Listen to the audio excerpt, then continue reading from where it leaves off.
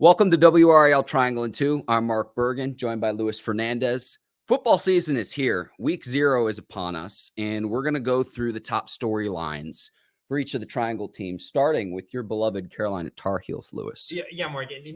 We can't do it a normal way, right, and just talk about it. We're going to do this kind of in a draft style.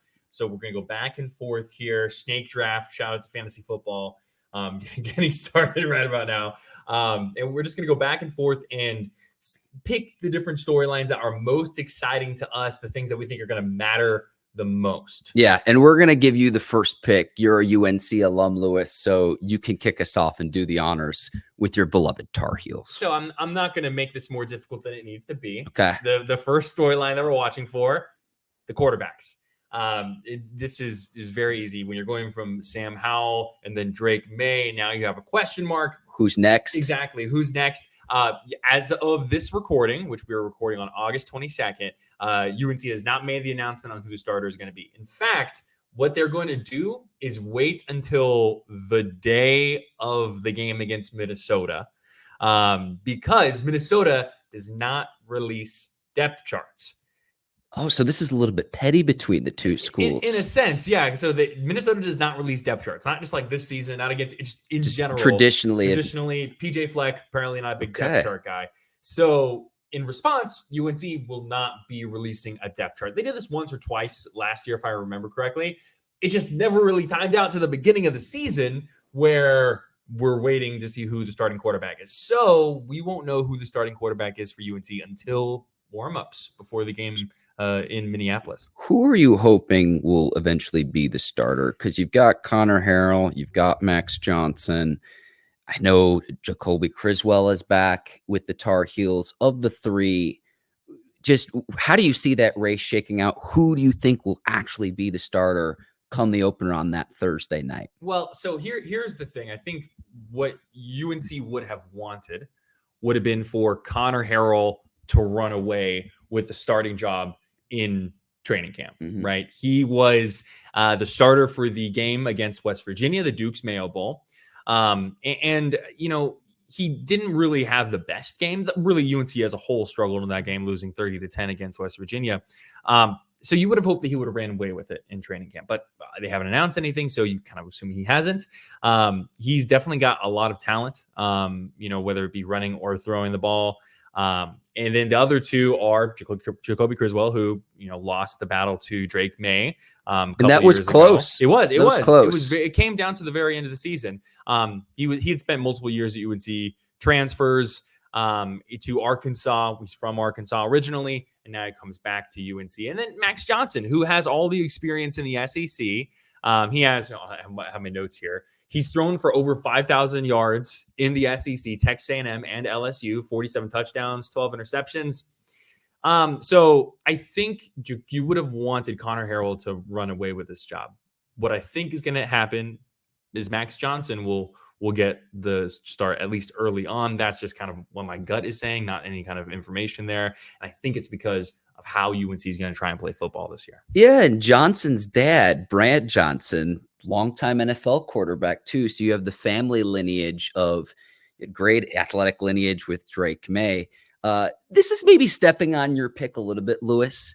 But for me, is can this team be better without Drake Maye? Okay.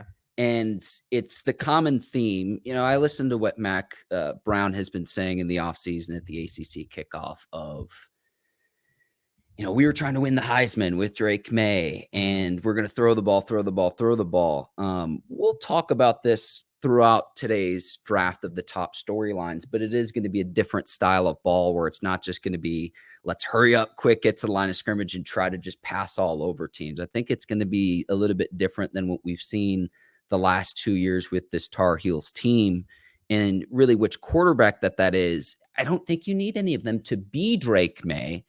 I think it's playing sound football, knowing when to take risks, and protecting the ball, playing more of a ball control style offense, controlling the clock. You keep your defense off the field. I think whichever quarterback can do that best, it's not going to be as flashy as this last few years we've seen with both Drake Maye and Sam Howell. Yeah, I think that's part of the reason why I'm leaning towards Max Johnson right now is just because the experience, experience, too. exactly. Yeah. Like all those games being played in the SEC, that does mean something. I think with how UNC is going to play football this year, taking care of the ball is going to be very important, which brings me to my second storyline, the defense.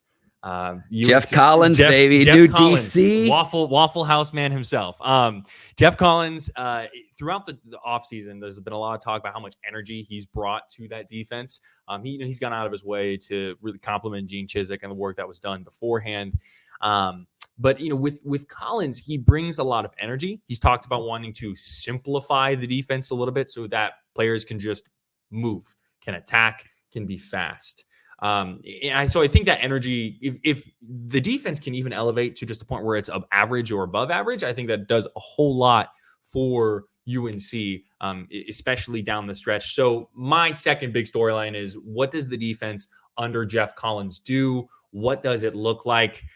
He's had a lot of success against UNC as the head coach at Georgia Tech. He was 3-1, I believe, against the Tar Heels. So, what does he bring to the team, and how does he improve that defense? Because that can take the pressure off of the offense and the quarterback. You're in my brain, which is a dangerous place to be, but it's the complementary football, Lewis, is what I was going to say. And last year, Virginia put out the recipe of how to beat the Tar Heels, and it was dominate time of possession. TOP is not always a metric that always tells the tale, but that to me was several of UNC's losses on the back stretch.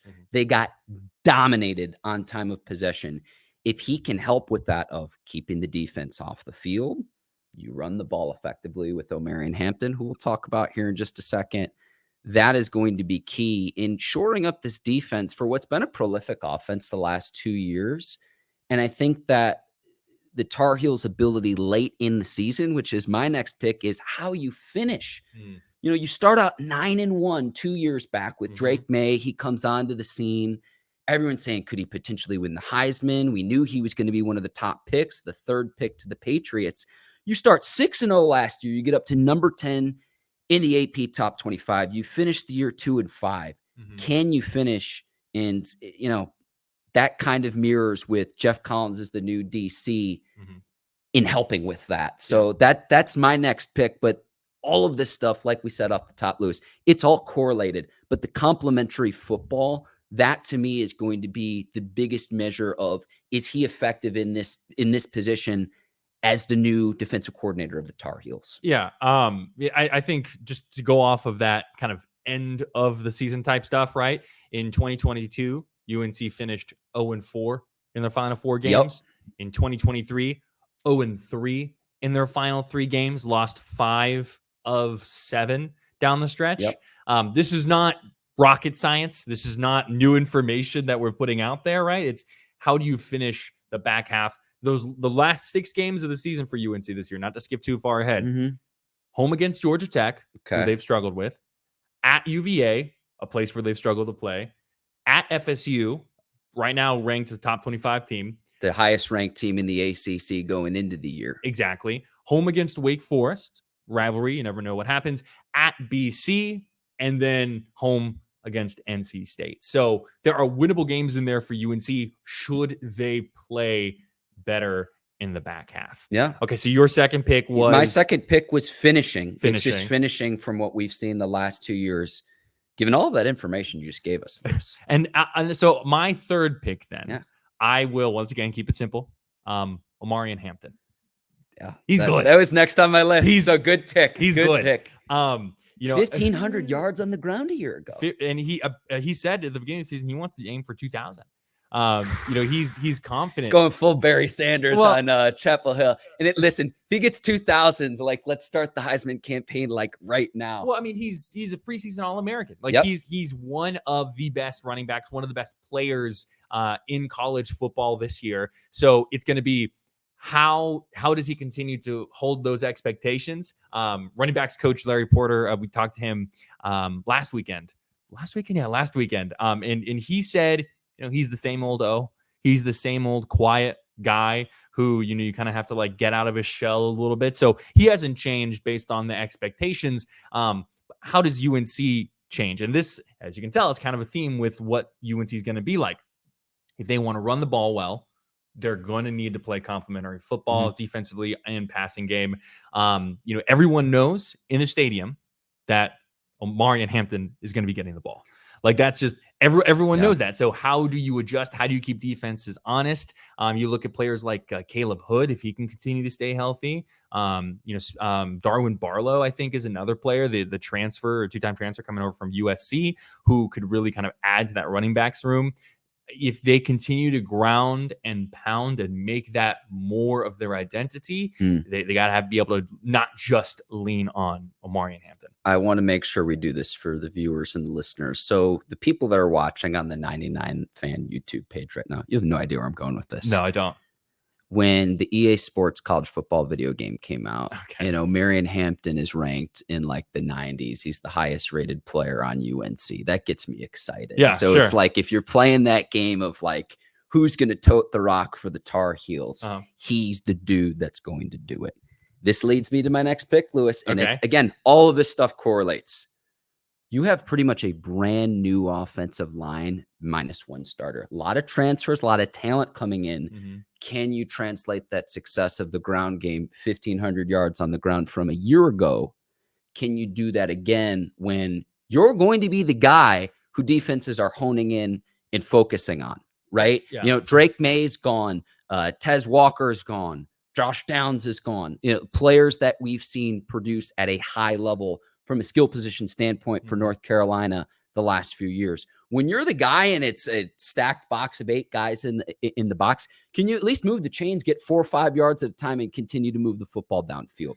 That's going to be the big thing. And you have new offensive linemen. How they gel early is going to be key for Omarion Hampton's success this season. And I think that sometimes there's a misunderstanding about college offenses, right? Where it's, you think pass, pass, pass.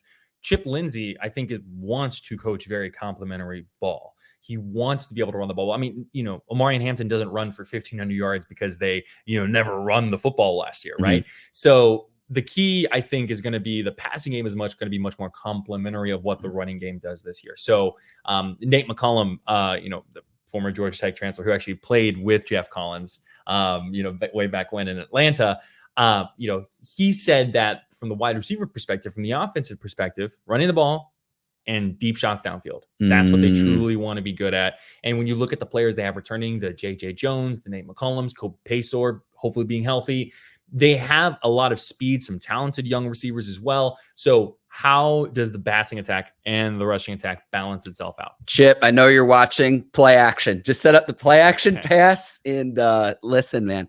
That is my list. That is my draft. It's with the lines. So it's kind of recap. Let's go through really quickly, just if people are watching. Your first pick, Lewis, was just the quarterbacks. Yep. Who's going to start? Will it be Connor Harrell or Max Johnson or Jacoby Criswell? We will find out most likely hours, if that, before the Minnesota game, because they're not releasing a depth chart. Mine was better without Drake Maye, ? So that was my first pick. My second pick was defense. Geoff Collins. What does that look like? How does he transform this this UNC defense coming from Georgia Tech? That's going to be key in order for UNC to be able to reach its ceiling. I had finishing after falling apart at the end of the last 2 seasons. We had Omarion Hampton's emergence, and then again some new offensive linemen along the Tar Heels. Tar Heels offensive line, the big fellas up front. Yeah, their returners, the people who they have coming back are really good, but there's a lot of just people in general who are not. Some transfers. And that's going to happen with the transfer portal. But listen, let's wrap this. We've got other additions as well. If you're watching on YouTube, we're going to have full previews for Duke and NC State. Luis Fernandez, Mark Bergin. Stay tuned for those other videos and the start of the college football season.